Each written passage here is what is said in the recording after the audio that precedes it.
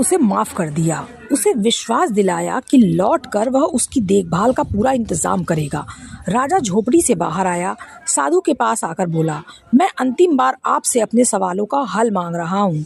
साधु घुटनों के बल बैठे उन क्यारियों में बीज बो रहे थे जिन्हें कल तैयार किया था। साधु ने सिर उठाकर कहा, हे राजन, तुम्हें तुम्हारे सवालों के जवाब मिल चुके हैं। राजा हैरान हुआ। उसने कहा, मैं समझा नहीं। साधु बोला, क्या तुम्हें मालूम नहीं? तुम अभी समझे नहीं। अगर कल तुम्हारे मन में मेरे लिए दया न आई होती तो तुम चले गए होते। तुमने ये क्यारियां तैयार न की होती।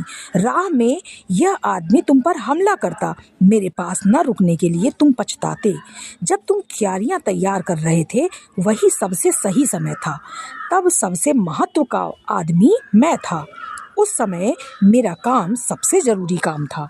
जब वह आदमी दौड़कर हमारे पास आया और हमने उसकी मरहम पट्टी की, वही सबसे सही समय था।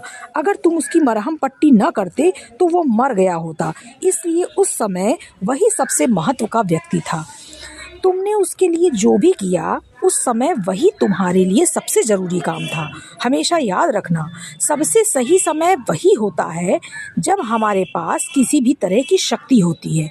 सबसे महत्व का आदमी वह होता है जिसके साथ हम होते हैं। कोई नहीं जानता कब क्या होगा। सबसे जरूरी काम है अपने सामने संकट में पड़ी आदमी की सहायता करना। इसलिए हमें जीवन मिला है। दूसरों के काम आने में ही जीवन की सफलता है। इतना कहकर साधु चुप हो गए। साधु के जवाब सुनकर राजा को संतोष हुआ। राजा ने आदर के साथ उनको प्रणाम किया, फिर उनसे विदा लेकर अपने महल की ओर चल दिया।